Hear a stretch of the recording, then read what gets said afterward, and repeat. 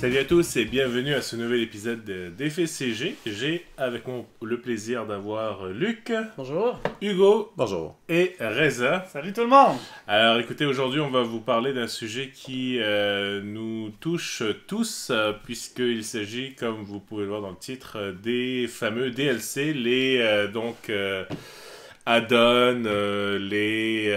tout ce qui est en fait qu'on doit aller chercher un peu plus que le prix du jeu original, on va dire, que ce soit même payant ou gratuit. Donc on voulait partager avec l'équipe des FCG, on en discutait un peu, donc notre point de vue là-dessus. C'est sûr que c'est une tendance qui est très lourde par rapport à l'industrie actuelle dans laquelle on vit, avec évidemment la facilité d'aller chercher des datas avec l'internet haute vitesse, etc.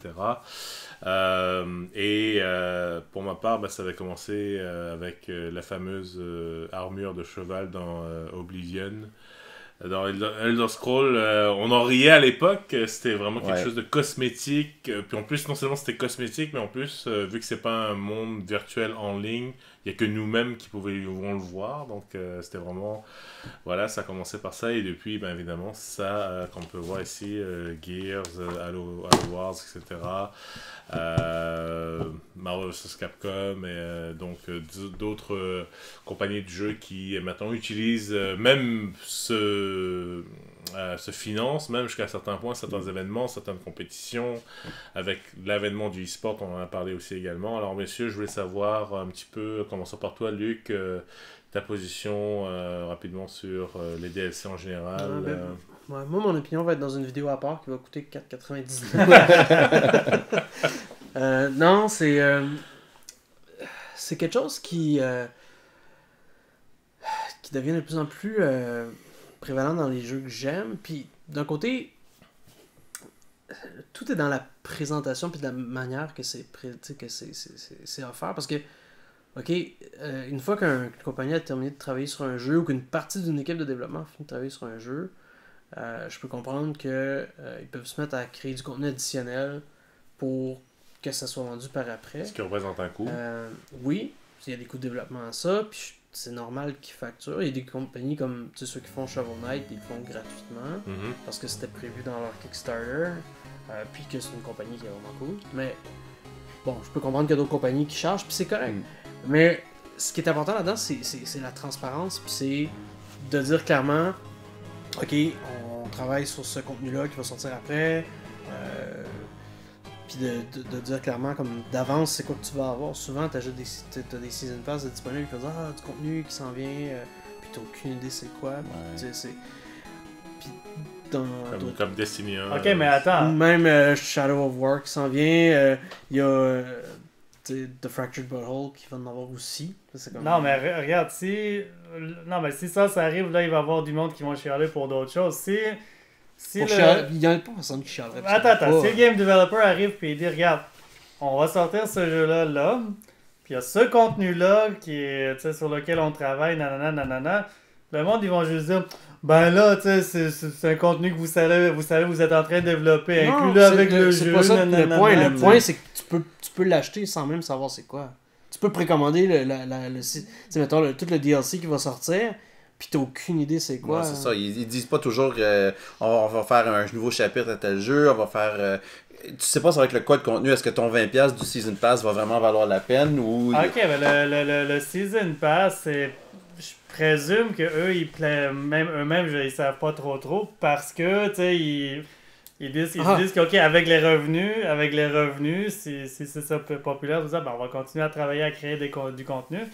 Mais probablement qu'ils peuvent pas te le dire, c'est quoi, là, si on regarde Uncharted 4, il y avait sorti un Season Pass pour du contenu additionnel, du single player et multiplayer.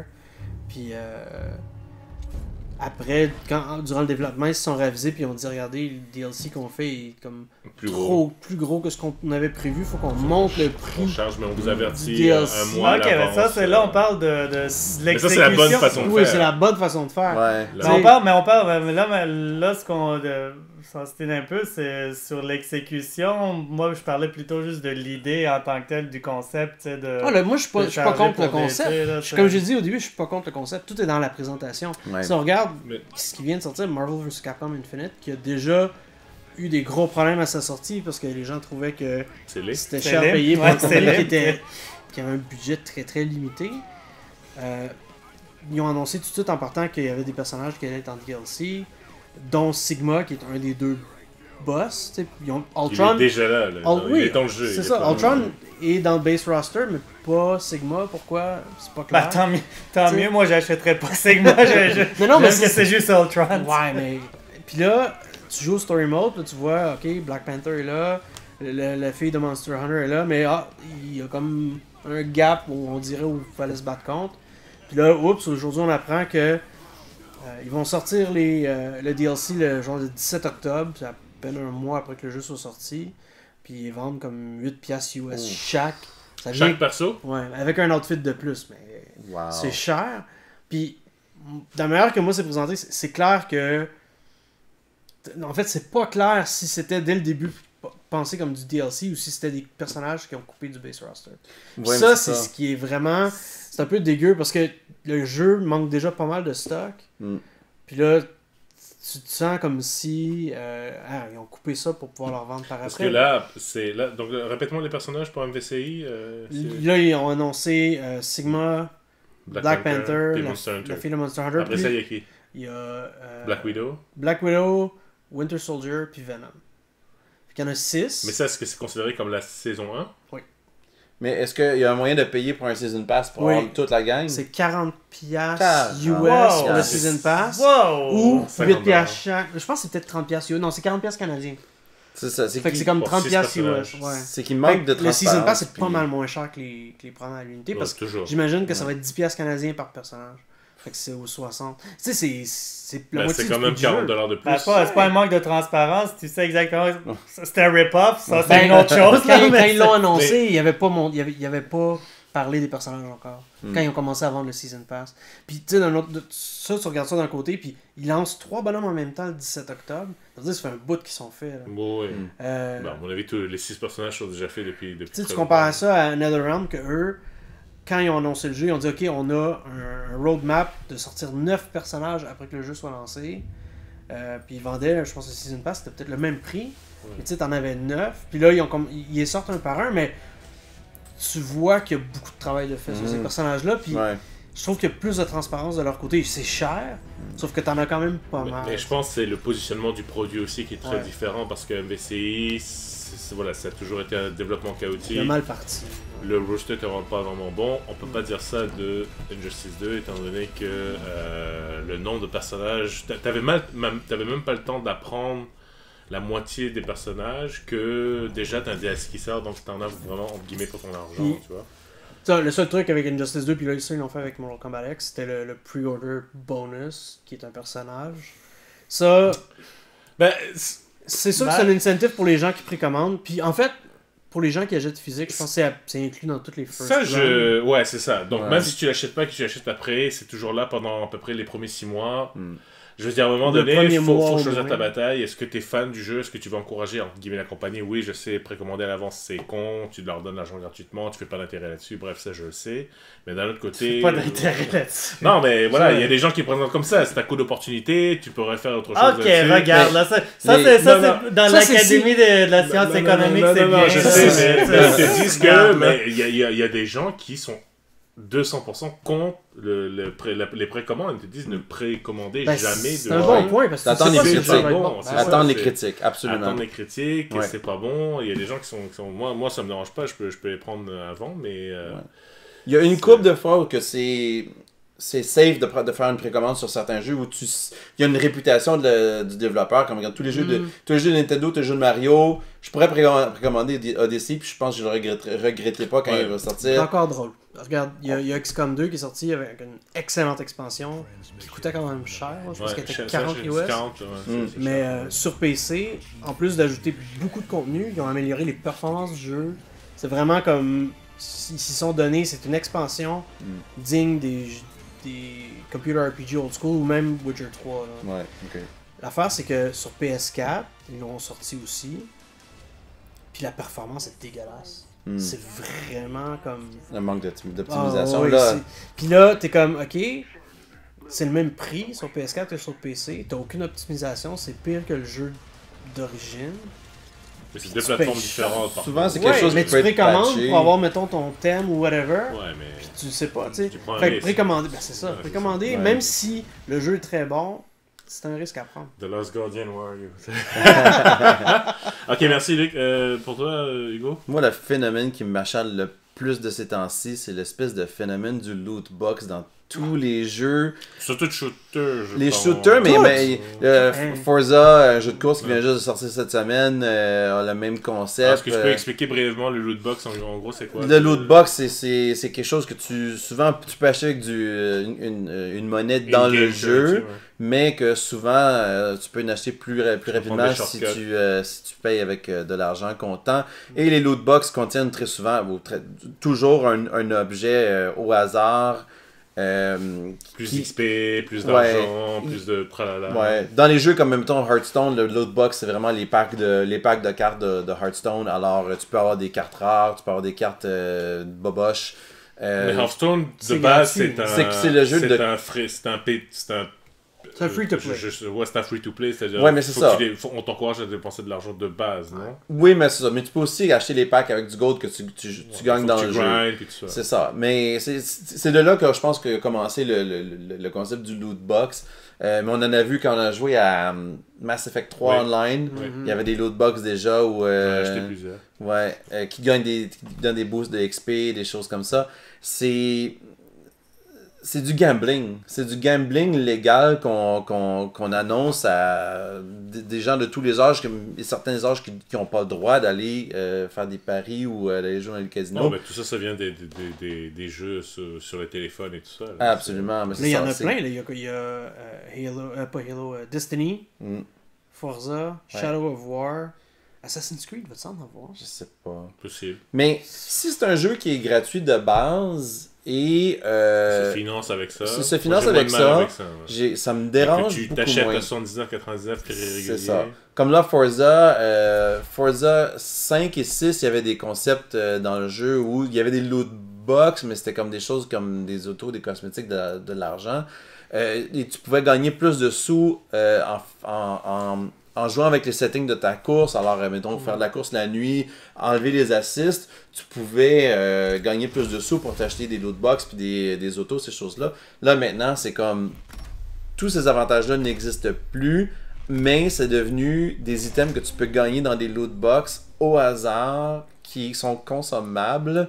Alors, mettons, C'est pas permanent. c'est ça, c'est pas permanent. Mais les C'est- lootbox, tu peux quand même, dans Forza, les gagner avec du driving money ou de. Ouais, enfin, absolument, mais ils ont déjà parlé d'où il y a déjà la rumeur qui court qu'ils vont commencer à offrir pour de l'argent. Une fois que les reviews vont être sortis, c'est ça. qui sont sortis maintenant. C'est Ce qui est dommage, c'est qu'ils peuvent facilement tweaker la progression, la difficulté du jeu pour inciter les gens à dépenser de l'argent. C'est ça. Si tu regardes, Injustice 2 a des loot box, mais ils sont pas achetables avec de l'argent. Puis là-dedans, tu as du gear, puis ça, puis ça modifie le jeu, mais vu que tu peux pas les acheter avec de l'argent, c'est fair. Ouais. Sauf que, en plus, dans les loot box, en plus d'avoir du gear, tu peux avoir des shaders, des couleurs pour tes bonhommes. Puis celles-là, tu peux les acheter avec de l'argent. Puis contrairement à des jeux où tu pouvais débarrer des couleurs en faisant le mode arcade puis tout ça, c'est rendu de la chance, tu sais. Puis c'est des fois il y a des je disais dans les forums, d'une patch à l'autre, on disait que le drop rate des shaders diminuait Et pour inciter les gens à en acheter. Mais là, est-ce que le concept où si mettons tu payes des sous, tu fais le loot box, est-ce que tu peux avoir la même chose que tu as déjà gagné avant? Le côté gear, oui, mais le gear, tu peux pas acheter de loot box avec de l'argent. Ok, en fait. mais les shaders Mais là. les shaders, tu peux payer X nombre de crédits pour acheter une couleur. Ou tu peux prendre des loot box avec tes coins que tu gagnes en jouant pour ouvrir des loot box pour avoir du gear, puis des fois il y a des couleurs. Ok. Sauf que il n'y a aucun moyen d'acheter des crédits pour acheter des box avec de l'argent. Ok. Fait que tu sais, limite, c'est pas pay to win, sauf que il joue avec le pourcentage de chances d'avoir des couleurs. il tu sais. est incité à en avoir. Mais il me semble, si je me rappelle bien, en Chine, ils ont passé une loi récemment que n'importe quel jeu où il y a des loot box, ils doivent absolument publier les chances d'obtenir chaque item dans chaque type de loot box. Alors, tu sais que tu as, mettons, une chance sur 20 d'avoir un... Ouais, mais est-ce que le consommateur régulier va acheter 20 loot box et va dire hey, j'en ai eu juste... Non, mais c'est... Bon, c'est sûr que c'est bien, c'est un bon pas dans la bonne direction. Ouais, ça rajoute de la transparence un peu, mais c'est comme... Je sais pas, dans ma tête, moi, c'est un money grab, puis c'est du gambling. Alors, toi, je vais passer la réserve après à toi, mais je vais poser la question à Hugo. Si, exemple, c'est pas le cas, mais exemple, Mario Odyssey, pour quelque raison que ce soit, Nintendo décide, tu sais quoi, je veux aller dans le marché des lootbox, je veux avoir un truc, machin, est-ce que ça, toi, personnellement, ça t'arrêterait de prendre un AAA vraiment... le jour de la sortie ou Je pense que j'achèterais le jeu quand même, mais dégoûté. Ouais, tu sais, comme je me sentirais sale. Je me sentirais vraiment sale, mais tout dépendant du contenu, regarde. Si t'en as pour ton argent, oui. Si t'en as pour ton argent. D'un coup, ça dépend du contenu. Là, non, mais comme j'ai dit, ça dépend toujours de la présentation, comme lui qui disait. Si c'est quelque chose qui vaut la peine, si c'est quelque chose qui est le fun, qui affecte pas le gameplay. Mettons que tu achètes 1000... Parce que dans Mario Odyssey, tu n'as pas de vie. Tu perds des coins quand tu crèves. Alors là, ils sortent un pack de 1000 coins pour 5$. Je trouverais ça sale en tabarouette. Puis... Mais si tu avais moyen de les gagner tes coins in-game quand même. Oui, mais ça, je m'empêcherais pas d'acheter le jeu. Mais que ça prenne 40 heures au lieu de coûter 5$. Ouais, c'est ça. Ça serait comme... En tout cas. On dit qu'on s'y habitue, mais moi, tu sais, d'acheter un jeu qui a des microtransactions ou des loot box, j'y touche pas.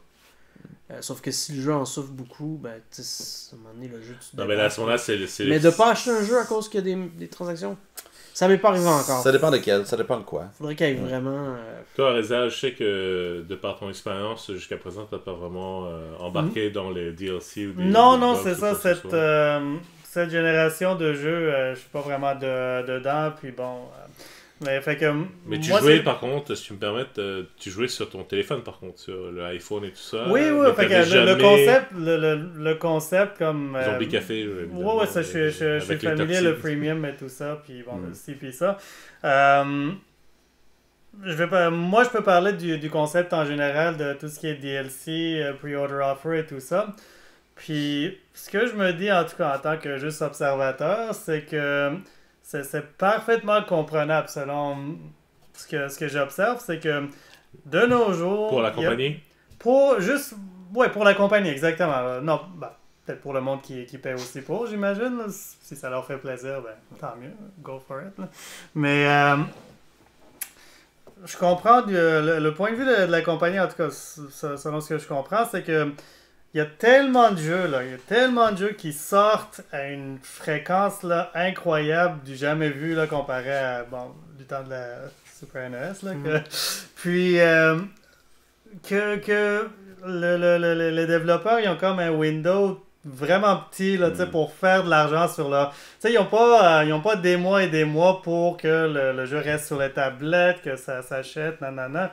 Ils ont un petit window pour le vendre, fait que, puis pour faire de l'argent. Fait que, oui, des incentives là, pour le pre-order, je le comprends. Si tu te dépêches, tu me donnes ton argent plus vite, ben, je vais te donner un petit quelque chose de plus. Ou pendant les 2 mois que le jeu est peut-être populaire, ben, ok, fais du DLC, des loot crates, ci, puis ça. Fait que c'est pas... je trouve pas ça sale nécessairement, juste parce que c'est... si tu fais une analyse SWOT très rapidement, là, tu vois que l'environnement dans lequel les développeurs ils opèrent et tout, là, ça l'exige quasiment. Là, c'est très compétitif, puis ils n'ont pas beaucoup de temps pour faire leur argent. Fait que je comprends, regarde, moi je serais jamais du style à dépenser là, pour avoir des color packs aussi, puis ça, là. Mais bon, ils se disent qu'il y a un marché pour ça, puis il y a peut-être une demande. Puis comme toute idée, tantôt on regardait un genre de top 10 là, pour se mettre dans le bain, puis on en parle un peu. Comme beaucoup d'autres idées, ça dépend comme vous le disiez, ça dépend de l'exécution. Fait que il y a l'idée comme le concept en général, puis après c'est comment chacun l'exécute. Fait que le concept en général, je le comprends, c'est pas la fin du monde. Là, après, les Capcom du monde, ben, ils peuvent aller chier, là, mais je veux dire, le concept, ça va. Est-ce que, maintenant, d'après vous, messieurs, en 2017-2018, maintenant, est-ce que c'est possible d'acheter pour une seule fois un jeu qui est fini? Il y en a encore. Qu'est-ce que tu veux dire par fini, là? C'est-à-dire, le jeu que j'achète, c'est cette version-là que je vais avoir. Si j'y rejoue dans 5 ans, ça va être la même version que j'ai eu au jour 1. Ben attends. Tu parles juste du DLC ou tu parles de patch? Je parle même pas... Ben, patch à la rigueur, s'il y a des bugs, ok, ça je suis d'accord.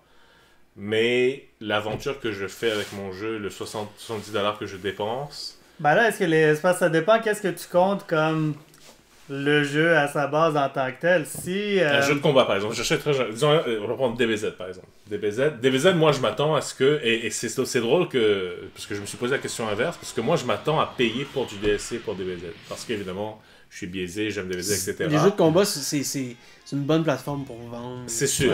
C'est sûr. Ouais. Mais aujourd'hui, est-ce que tu serais étonné, toi, Luc, ou que même Reza ou Hugo, que vous seriez étonné, vous avez vu un peu le buzz que ce jeu-là a créé en ce moment. Est-ce que vous seriez étonné si Bandai Namco, ils le feront pas, ils vous disent, by the way, guys, vous avez 20 personnes, 20 joueurs, et ça va 20 persos, et ça va être juste ça que vous allez avoir. On va pas faire de DLC. Là, les gens vont chialer parce qu'ils disent, hey, mais comment ça, vous devriez faire, il manque telle ou telle personne. Ben, tu sais, à moins qu'ils fassent comme.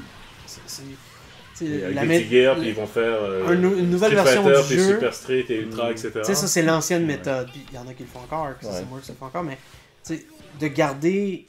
D'avoir à racheter une version Super ou une. Ça, c'est pire encore que des DLC. Ben, c'est parce que tu rajoutes le jeu au complet. Puis le jeu que t'avais avant, il sert plus à rien. Mais s'ils le vendent. Pour l'équivalent du coût supplémentaire que tu aurais acheté, par exemple, les 8. C'est correct, mais si tu mettons que tu veux pas t'aimes pas les persos de plus, mais tu peux plus jouer compétitivement avec les autres. Tout le monde va switcher, Fait tout le monde que switch à l'autre. Comme Ultra Street 4 à l'époque. Exact. Fait que moi je trouve que le DLC c'est plus intéressant de ce côté-là parce que t'es pas obligé de l'acheter puis tu peux rester dans l'écosystème du jeu et continuer à jouer contre les autres joueurs. Mais est-ce qu'il y a des jeux qui ont pas de DLC qui en auront pas? Oui, il y en a toujours. Ça se fait encore, mais... Est-ce que vous pouvez m'en nommer de manière récente?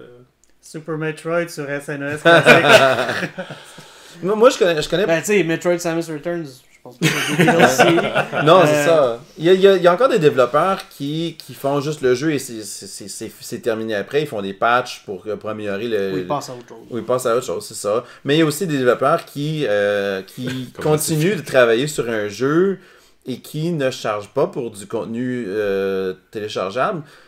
Tu sais, c'est vraiment simplet comme exemple, mais sur PC, le jeu Terraria, qui est sorti quand même il y a quelques années maintenant, et qui est souvent en vente sur Steam pour, mettons, 2,50$, qui, encore aujourd'hui, reçoit encore des patchs de contenu, du nouveau stock, du nouveau gear, des nouveaux boss. Et je pense qu'ils commencent à arrêter là, pour aller sortir leur prochain jeu. Mais ça fait comme, je pense, 5 ans qu'ils travaillent sur ce jeu-là et qu'ils ne chargent jamais pour le nouveau contenu. Mais aussitôt que tu tombes dans les AAA, genre les jeux publiés par WB et tout ça, WB est quand même rendu avec un système. Là. Tous leurs jeux qui sortent, on dirait que la structure de DLC, ça ressemble beaucoup. Avec depuis des Batman Season Pass, des loot box, tout ça. Fait que, aussitôt que tu tombes là-dedans, t'sais, des jeux plus indie qui continuent à faire des patchs de DLC gratuits, c'est super le fun. On dirait que les grands publishers, là, oublie ça. Là. C'est les jeux... Avant, on disait les jeux, les compagnies poussent pour que les jeux deviennent des franchises. Maintenant, les compagnies poussent pour que le jeu devienne des plateformes de vente. C'est que t'as ton jeu, puis tu vends des choses dessus. Ouais, je te demande, pour toi, God of War, ce serait quoi un bon exemple de microtransactions des skins, évidemment, tout ce qui est cosmétique, ça je le vois clairement. Les petits garçons peuvent devenir une petite fille. Ça, c'est très simple. God. Non, probablement juste des... un backstory supplémentaire. Des sections de plus avec des boss de plus. God of War... Le gros du jeu, en tout cas jusqu'à maintenant, c'est toujours les boss. Donc, Et ça, exemple, s'il y a rumeur que tu DLC, est-ce que ça t'arrêterait d'acheter God of War Non, moi j'achèterais parce que de toute façon, je suis un peu particulier dans le sens que je suis coincé dans le passé. Là. Pour moi... pour moi T'as pas joué au 3 encore? Non, j'ai joué au 3, mais ce que je veux dire, c'est que si j'ai un jeu puis qu'il y a une histoire à suivre, pour moi, finir le jeu, c'est finir l'histoire. OK? Les petits side missions, puis là, l'histoire de tel est un DLC, tout ça, je m'en fous. Là, c'est comme... Parce que je vais donner un bon exemple. Pour moi, ça compte même pas. C'est dommage que Stéphane n'est pas là, mais dans Assassin's Creed 2, ça fonctionnait par chapitre, par épisode. Et ils ont eu l'audace de... il y avait à peu près, on va dire 15 épisodes, je ne sais plus combien, là, et ils ont enlevé 11 et 12. Et ils l'ont mis en DLC. Alors ton histoire était pas... la transition se faisait... exemple, c'est du genre, je t'ai mis quelque part ici, et tout d'un coup, hop, il se réveille. Même exemple dans Deus Ex, le premier. À un moment donné, le personnage est complètement amoché. Il se met dans un container, il se réveille après. Il mentionne juste quelque chose, il dit juste une ligne, mais en fait, ça représentait 4 à 5 heures de gameplay pour du DLC qui était rajouté après. Mais il l'imbrique dans... Tu peux finir le jeu, ok, il n'y a pas de problème, t'as la fin, mais ils te vendent du DLC pour quelque chose qui est rendu au milieu. Non, si l'histoire pour moi se tenait, puis tout ça, je veux pas... Mais... Parce que dans ma tête, c'est comme un prequel quasiment, là, c'est comme... Okay. Oui, mais en tant que joueur, ça me dérange parce que ma continuité... Moi, en tant que héros, mon aventure se retrouve un peu brisée dans le sens où, ok, ça j'ai pas fait, il mentionne ça, comment ça, nanana. Si le DLC sort pas tout de suite, puis là, tu t'es rendu plus loin, tu recommences, c'est pas... Il y a encore des développeurs qui semblent vouloir mettre beaucoup d'efforts à créer du contenu additionnel. On a vu Witcher 3 qui Witcher a une très bonne approche. Ouais, deux grosses expansions qui étaient presque aussi grosses que le jeu original. Cet automne, on va recevoir au début de l'hiver l'expansion de Horizon Zero Dawn qui a de l'air quand même assez volumineuse. Par les previews qu'on voit. Là. Ouais, c'est dur à dire, mais tu vois que je pense que Guerrilla Games ont bâti une bonne base à un jeu qui... je pense que je leur fais confiance. J'ai hâte de voir qu'est-ce qu'ils vont sortir comme histoire parce que j'ai beaucoup aimé Horizon Zero Dawn. C'est mon GOTY pour l'année. On fera un épisode GOTY. Mais il y a moyen de faire des bonnes expansions. Diablo 3, j'avais beaucoup joué au jeu original, puis l'expansion, comme l'expansion de Diablo 2 à l'époque avait beaucoup rajouté au jeu, l'expansion de Diablo 3 avait aussi rajouté beaucoup de stock. Oui, c'était payant, oui, c'était un Collector's Edition pour moi, puis ça m'a pas dérangé de payer les sous parce que la qualité était là. Moi, c'est comme quand c'est juste un afterthought, là, c'est comme juste parce qu'on veut faire de l'argent, ça me fait chier. Parce que moi ce qui me choque aussi maintenant, c'est que quand on regarde même dans le store en ligne ou quoi que ce soit, il y a 3 versions maintenant, toujours du même jeu. Il y a 79,99 la base, t'as 89,99, 99,99, t'as 2-3 trucs de plus, et t'as le Deluxe, très souvent au-dessus de $100, très souvent très proche de 110, 120, 130. Ça commence à devenir cher là. Et exemple, ça valait par exemple même si c'était un excellent jeu, Rainbow Six, je me souviens. Puis là, t'as les Season Pass, mais pour l'année, etc. Là, ce que tu payes, ton $130, tu vas recracher encore. Mais d'un autre côté, après, ils rajoutent au rooster, ils rajoutent. Ils ont rajouté beaucoup de choses. Ça, c'est un bon exemple parce que Rainbow Six Siege a commencé comme quand même un peu so-so côté. Mais les critiques étaient quand même bonnes, puis c'est surtout l'acharnement de l'équipe de développement d'améliorer le jeu qui a fait que le nombre de joueurs a monté en flèche. Contrairement à For Honor, là, par exemple. À quoi? À For Honor. For Honor, ça n'a pas pogné. Mais ils ont essayé, mais ça... Le Rainbow Six Siege, il y avait de quoi qui fait que les joueurs ont vraiment accroché, puis qu'ils ont vu que le développeur a vraiment du cœur à garder le jeu compétitif, puis à garder le jeu fresh. Là. Puis même encore aujourd'hui, je pense que le user base est quand même très gros. Hugo? Un autre aspect, ce que tu viens de mentionner, justement, ce que tu vois dans le store, mettons, de PlayStation, l'autre version, la grosse version Deluxe, c'est que maintenant, la version Deluxe qui te coûte 130$, ils te permettent de branché sur le jeu une semaine à l'avance maintenant. Fait que là, tu peux, comme Forza 7 justement, les gens qui avaient payé 130$ pouvaient jouer une semaine avant la sortie du jeu. J'ai pas vraiment de problème avec ça. Comme Injustice 2 le fait pour le DLC, t'as accès au personnage de DLC une semaine avant. Ouais. Puis, j'ai pas vraiment de problème avec ça. Je veux dire, en bout de ligne, c'est inconséquent. C'est une semaine, on s'en fout.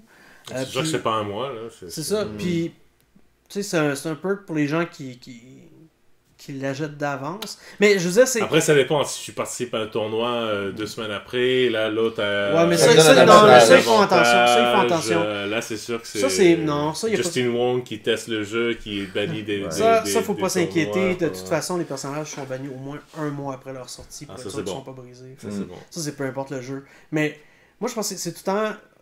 Tu sais, la valeur perçue du DLC. Je veux dire, 2 compagnies peuvent offrir quelque chose de similaire, mais l'effort derrière le DLC, puis ce qui est donné, ça ressort tout le temps. Puis un DLC qui est, comme mettons dans Arkham Knight, ok? Le DLC qui ont sorti, c'était vraiment... C'était pas bon. Ouais. Catwoman... c'était super cool. C'était des pistes de course de Batmobile, puis ça, c'était vraiment poche. Puis c'était cher. Puis... je veux dire,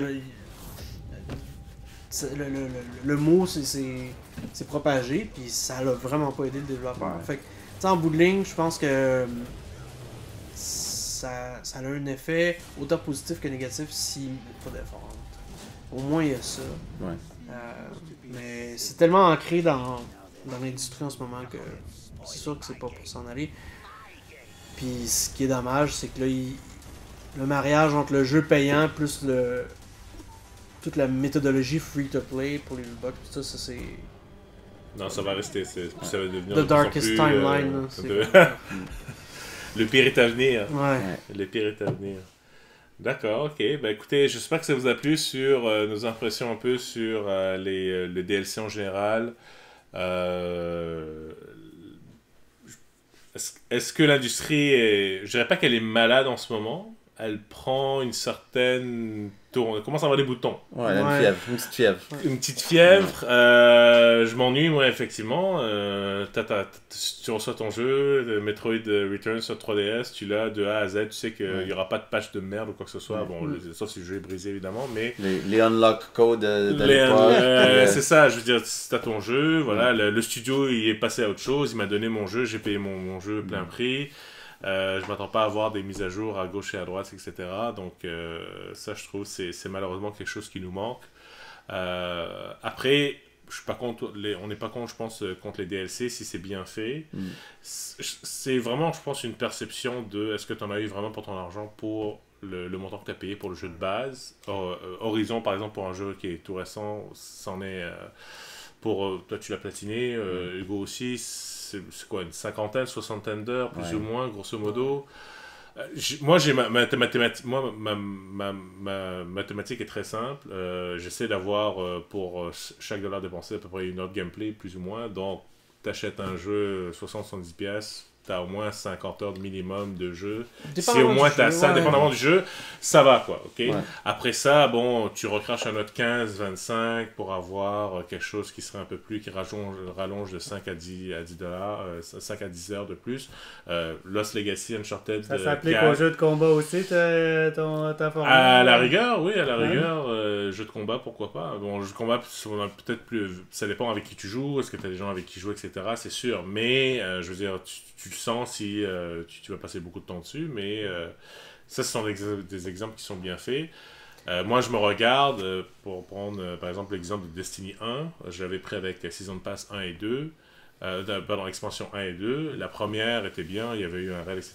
La deuxième n'avait pas du tout de raid, ils ont juste fait des petites cartes, c'est des prisons, voilà.